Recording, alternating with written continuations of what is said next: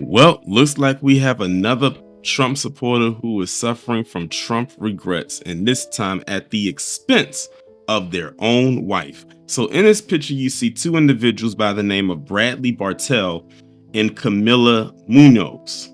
And this is a married couple right here. And of course, this man is indeed a Trump supporter. And she might be one too. I'm not entirely sure.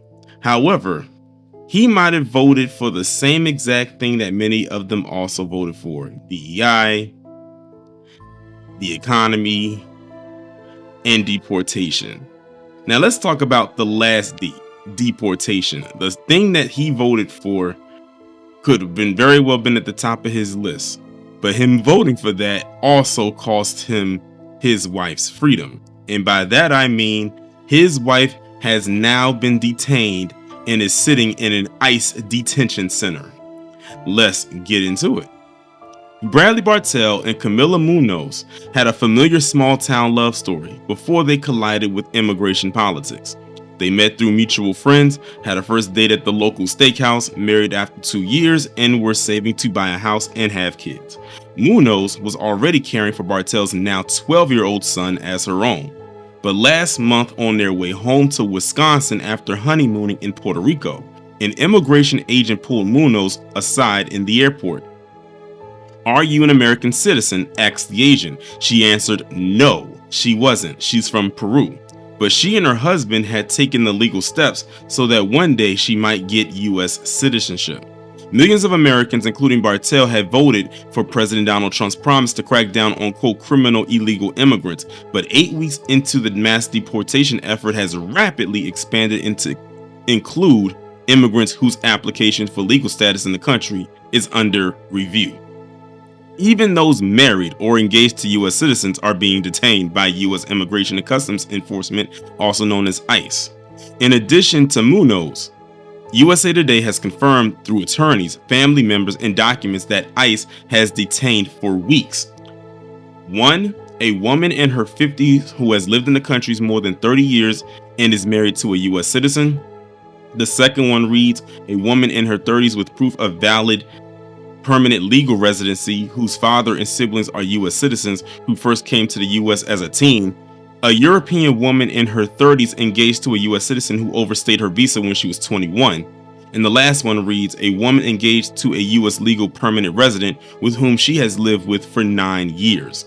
None of the women has a criminal record, according to a U.S. Today review of national law enforcement records. All were in an ongoing legal immigration process and felt comfortable enough boarding a domestic flight.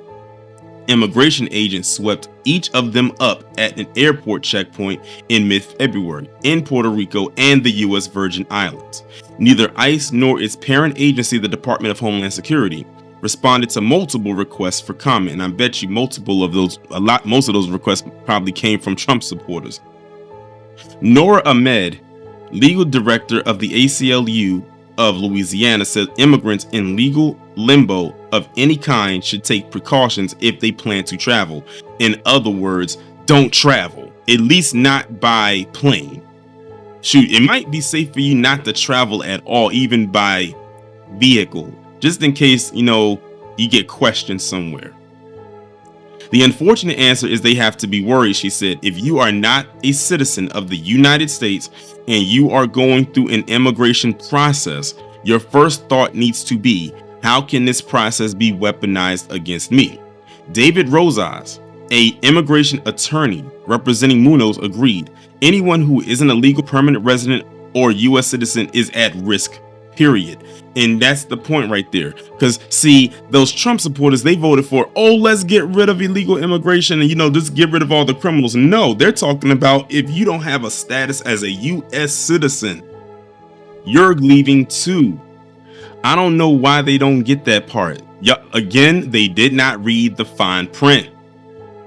Bartell and Munoz wore their wedding rings for the flight home, secure in the knowledge that the U.S. government knew they had applied for her green card. She had overstayed her original visa, but the reason she had been vetted from the start, working on a W-2 and paid her taxes. Before agents led her away, Munoz pulled off her wedding ring, afraid it might get confiscated. She shoved it in her backpack and handed it to Bartel.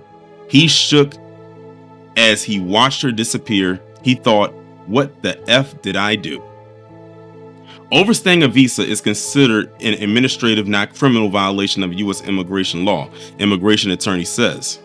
It can result in a bar to returning to the U.S. for up to 10 years, or it can be lawfully forgiven under a waiver of unlawful presence if the immigrant's spouse or immediate relative is a U.S. citizen. But the U.S. government also has broad authority to detain immigrants even when they have an application in progress with the U.S. Citizenship and Immigration Services. And I can almost bet that their immigration services with those applications are probably so backed up. That's probably why the process is probably taking longer than usual, because now people are realizing they aren't playing. But again, why would you travel when you have your stuff that's still in review? Until that thing comes back and says, confirmed you are now a U.S. citizen, that means you don't need to be making no movements anywhere. So it's like, again, you don't read the fine print, but see, they heard what they wanted to hear. Her Trump supporting husband heard what he wanted to hear, and now that's why she's gotten detained. If an individual is overstaying their visa, they are therefore an illegal immigrant residing in this country, and they are subject to deportation, Caroline Leavitt, White House press secretary, said in a January news conference. Bartel didn't see it that way. Not when he met Munoz in the small Wisconsin town where she had worked lawfully on a temporary visa, not after they spent months filing out the USCIS paperwork to apply for her legal permanent residency. He saw her as a funny, caring, hardworking woman who came legally, not one of the quote illegals who the president he supported promised to deport. Again, you goofy. If her papers are not processed, technically she's not a legal U.S. citizen. Like they said, she's just in limbo right now. And now that she's been detained, they're probably going to hold her there until her papers go through, and then they'll release her. And who knows how long that's going to take. The town where they met, Wisconsin Delhi, or Dells, I'm not sure how that, Wisconsin Dells, population of 2,942, draws tens of thousands of tourists each summer to a constellation of water parks, including one billed as the nation's largest, known as Noah's Ark. Bartel grew up nearby, stayed and got a job with decent pay working maintenance in a factory. For Munoz, the Dells region was an adventure. As a college student in Peru studying human resources management, she applied and was accepted to a work study program, secured a U.S. visa, and got a job picking up towels at one of the Dells water parks in 2019. When the pandemic hit the following winter, with flights canceled and borders closed, she couldn't get home and she overstayed her visa. She stayed in the Dells, packing vegetables for a local farm and working food services at hotels. When they met, Bartel gave her his number on a scrap of paper, and then she threw it away. But they connected a few days later on Facebook. He invited her to dinner. Munoz teased that it better not be at McDonald's. On their first date, they both confessed they were looking for a relationship that could last. In my honest opinion, she was probably looking for a meal ticket in order for her to try to stay here, because remember, they said she overstayed a visa when she couldn't leave from when she couldn't go because of the pandemic. Notice she didn't try to renew it. She just let it expire and just kept it moving. ICE is under extreme pressure from the White House to ramp up enforcement. Top ICE officials, including the newly installed acting director, were reassigned within weeks of Trump taking office, allegedly over frustrations that detentions and deportations weren't rising fast enough. Because they promised to do all these deportations, so now they going after any and everybody. See, and again, and that wasn't in the fine print. That was very much stated. That was in bold print, in all caps, that he wanted to delete a certain amount. I forgot what they meant, but it was an astronomical amount. So now, because it's saying that, people are going to want that promise to be kept and to get those numbers. But on the flip side, you have situations like this where now people are getting upset because their loved ones or their spouses are being affected by it. But again, this is what you voted for. The reality of immigration enforcement is that targeting convicted criminals requires time and manpower. It can take half a dozen agents to arrest a single person. An airport checkpoint like the one at the San Juan airport in mid-February can quickly round up multiple people whose immigration status may be in limbo. ICE is really widening the net in a really chilling way in terms of who they are going after, said Jesse Franzblau, senior policy analyst for the National Immigrant Justice Center.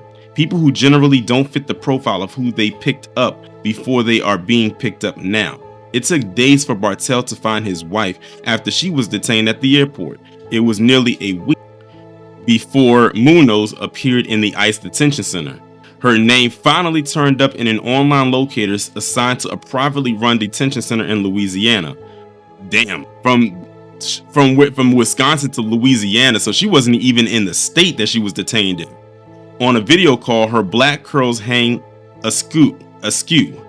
She wears a tan uniform reflecting her lack of criminal record.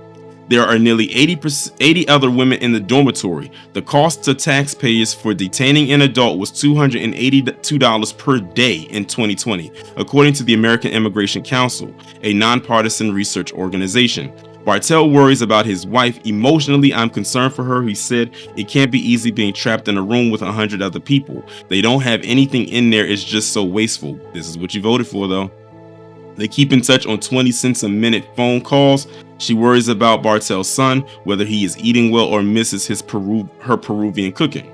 The money the couple saved for a down payment on a home has evaporated into attorney fees and savings to pay a bond for her release, if she's given that chance. Dang, so all the money they spent, they went work to save up on the house has pretty much been garnished because of attorney fees for her. This is what you voted for. Both of them had been thinking a lot about Bartell's vote for Trump. I knew they were cracking down, he said. I guess I didn't know how it was going down. Well, no kidding. No kidding. This is what we've been trying to tell y'all for months. He imagined the administration would target people who snuck over the border and weren't vetted. But his wife, they knew who she is and where she came from. He said they need to get the vetting done and not keep those people locked up. It doesn't make any sense. Again, this is what you voted for. And I can only imagine the rhetoric he was spewing out while they was on the campaign trail. And again, like I've been saying before, you didn't read the fine print, and now look at the situation you're in. Your wife has been detained by ICE in Wisconsin, but now she's with a whole bunch of strangers down in Louisiana, which is states away from where they are at. You had to garnish your savings and the money you saved up rather to get a house to pay for her attorney fees. So now when she gets out, y'all gonna be back at square one. Imagine, like I said, imagine doing all of that saving and it gets squandered like in days and weeks or however long this process has been going on, which hasn't been that long, to be quite honest, because I believe it just happened recently. So I mean, what else? I mean, what do they want us to do? Because I'm not about to shed no tears about this. I know those who are listening to this right now are probably wondering what's for breakfast, lunch, or dinner, depending on the time of day that you're listening to this commentary. So, like I said, this is a cautionary tale. This is for all those MAGA supporters talking about, you know, this is what they voted for. Clearly, it is. Or it's talking about this wasn't what you voted for. It definitely is. And I mean, what can I say? I feel nothing. And speaking of I feel nothing. Lord,